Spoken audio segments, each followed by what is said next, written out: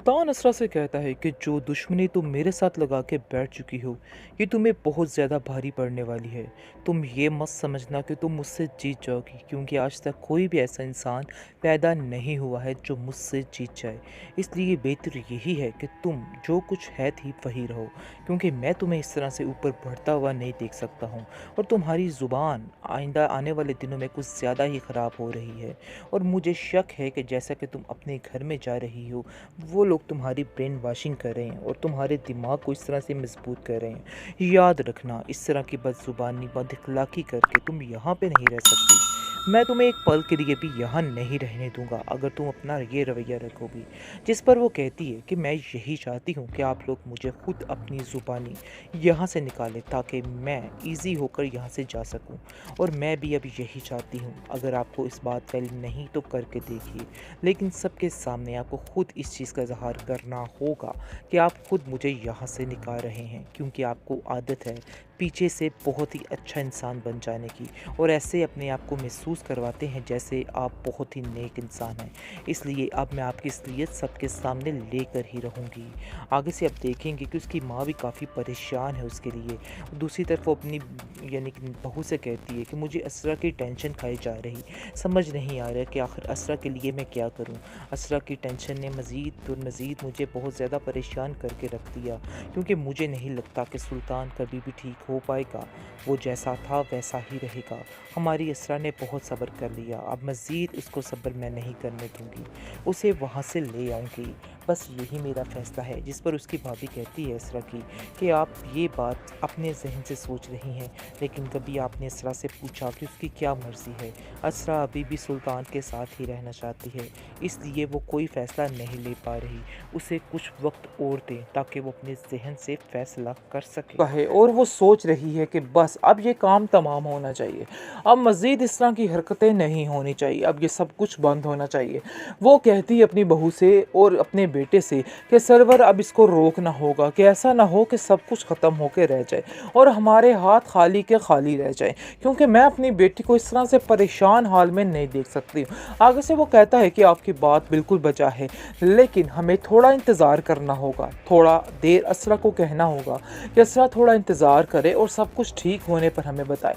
लेकिन आप देखेंगे उसकी भाभी कहती है कि मुझे नहीं लगता कि वो इंसान ठीक होने वाला है, इसकी ज़िंदगी जैसे थी वैसे ही रहने वाली है, इसलिए ये सोचना बिल्कुल बेफजूल है कि वो ठीक हो जाएगा। और अपने दिलो दिमाग से आप लोग ये बातें भी निकाल दें, क्योंकि मुझे यकीन है कि ऐसे लोग ठीक नहीं होते हैं, बल्कि दूसरों की ज़िंदगी को तबाह करके ही सांस लेते हैं। खैर हकीकत ये भी है जिसकी वजह से आप देखेंगे कि बहुत ज़्यादा परेशान है उसकी माँ, और कहती है मुझे कोई रास्ता समझ नहीं आ रहा कि आखिर मैं क्या करूं, क्योंकि असरा भी अब वहाँ से नहीं आना चाहती। मैंने उसको कॉल करके कहा है, लेकिन वो कहती है कि अब इन मामलात में मैं आप लोगों को जलील नहीं करना चाहती हूँ, जो करना था कर लिया। मुझे पता चल चुका है कि आप उधर गई थी और जाकर उससे बात करके आई हैं सुल्तान से, जिसकी वजह से सुल्तान घर मुझे लेने के लिए आया है, लेकिन अब मज़ीद मैं आपकी कोई भी बेइज्जती बर्दाश्त नहीं कर पाऊंगी। जिसको सुनकर वो कहती है कि बेटा ऐसा ही होता है, तुम नहीं जानती, इन सब मामलों में हमें नीचा दिखाना पड़ता है और नीचे होना पड़ता है, वरना ऐसे अकड़ से रहने से ज़िंदगी नहीं गुजरती है। आगे से वो कहती है हाँ, लेकिन जहाँ पर हम गलत नहीं हैं हमें थोड़ा बहुत तो साबित करना चाहिए ना कि हम गलत नहीं हैं। कब तक हम खामोश रहकर अपने आप को ही गलत साबित करवाते रहे। अब तो मैं तंग आ चुकी हूँ और मज़ीद मैं इन लोगों के साथ इस तरह कोई भी बर्ताव नहीं कर सकती, और मुझे पता है कि अब मुझे इस घर में कैसे रहना है और किस तरह से सबको ट्रीट करना है, क्योंकि मशल ने मुझे बहुत अच्छे तरीके से ये सब बातों को करना समझा दिया।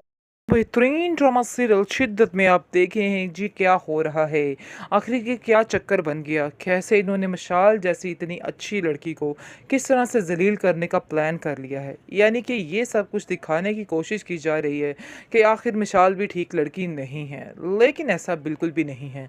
वो सिर्फ़ और सिर्फ असरा की खातिर ये सारी बातों को कंट्रोल कर रही है, क्योंकि उसे हर बार गुस्सा आया है जब जब सुल्तान ने असरा को जलील किया है और सबके सामने उससे बदतमीज़ी करने की कोशिश कोशिश की है और उसने इस बात का खरा जवाब दिया है।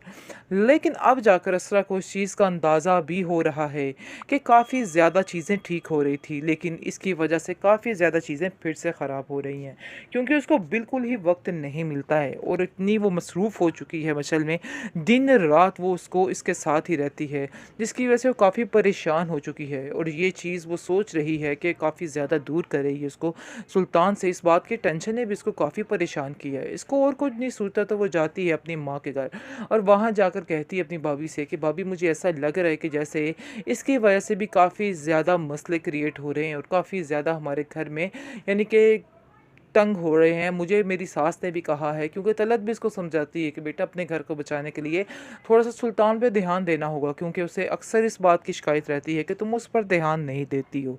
ऐसा हरगिज़ ना करना, अपने घर को अपने हाथों से खुद बर्बाद करने पे क्यों तुली हुई हो? तुम्हें इस लड़की से जान छुड़ानी होगी। रखो ठीक है, लेकिन मैं तुम्हें ये नहीं कहती कि इस मशल से अपनी जान छुड़वा लो। मैं बस तुमसे यही कहना चाहती हूँ कि तुम्हें मशल के साथ एक तरीके के साथ वक़्त गुज़ारना है, क्योंकि जिस तरह तुम उसके ऊपर इतना निछावर हो जाओगी तो फिर हर चीज़ से दूर होकर रह जाओगी, हर चीज़ से कट कर रह जाओगी। वैसे मैं तुमसे जानती हूँ कि तुम पर कभी मैंने किसी चीज़ का बोझ नहीं डाला है, लेकिन ख़ैर सुल्तान का ही इतना बोझ है, किसी और के बोझ की क्या ज़रूरत है उसको, और किसी की बात सुनने की उसमें हिम्मत ही कहाँ रहती होगी। क्योंकि सुल्तान जो है वो भी एक नंबर का, क्या बोलें उसको, कि क्या इंसान है। क्योंकि आप देखेंगे कि किस तरह से वो जानबूझकर मशल के नज़दीक जाने की कोशिश कर रहा है। ये चीज़ असरा को बिल्कुल नाकाबिले बर्दाश्त हो रही है, लेकिन अक्लमंदी वो इस तरह से करे कि वो उससे कता ताल्लुक़ कर दे। कता ताल्लुक़ ना करे, आहिस्ता-आहिस्ता लिमिट में रह के उससे थोड़ी बातचीत कम कर दे, क्योंकि इसके आने-जाने की वजह से, इसको ज़्यादा इंटरफेयर करने की वजह से भी ये सब कुछ हो रहा है। क्योंकि मशल को इस बात की समझ नहीं आ रही है कि उसके घर का क्या माहौल है, क्या होता जा रहा है उसके साथ। लेकिन असरा को इस तरह की बेवकूफ़ी नहीं करनी चाहिए थी कि हर वक़्त उसके पीछे ही मंडलाते नहीं रहना चाहिए था। दरअसल असरा को बहुत ज़्यादा सादी तबीयत वाली लड़की दिखाया गया है कि उस बेचारी को किसी बात का कोई पता नहीं चलता है, किसी बात से कोई फ़र्क नहीं पड़ता है। बहुत ही अच्छी संजीदा सी लड़की दिखाई गई है और बताया गया है कि इसलिए इतनी साफ़ नीयत वाली लड़की को बिल्कुल भी टेंशन नहीं होती और इस लड़की के ऊपर ही मुसीबतें आती हैं। कुछ हुआ इस तरह से ही है, क्योंकि इसरा और सुल्तान की जोड़ी बिल्कुल भी ठीक नहीं है। सुल्तान जो है जानबूझकर ये सब कुछ कह रहा है। असल में वो जब का उसने ये बातें सुनी हैं, मशल और इसके दरमियान जो गुफ्तगू हो रही थी, इस बात को उसने दिल पर ले लिया है और दिल पर लेने की वजह से ये सब कुछ कर रहा है और चाहता है कि बस अब ये काम जो है वो ख़त्म हो जाए, क्योंकि वो इस चीज़ से बेहद परेशान हो चुका है और सोच रहा है कि बस अब इस लड़की को भी इसकी ज़िंदगी से निकालना होगा। साफ साफ तो वो कहने से रहा, लेकिन इसलिए इसके यानी कि इस तरह की चीज़ों के लिए इस तरह के हथकंडे जो है वो अपना रहा है। खैर आप देखेंगे किस तरह कहती है कि अगर आपको मसला है मशल से तो मैं इसको छोड़ देती हूँ, उससे बिल्कुल बातचीत नहीं करूँगी।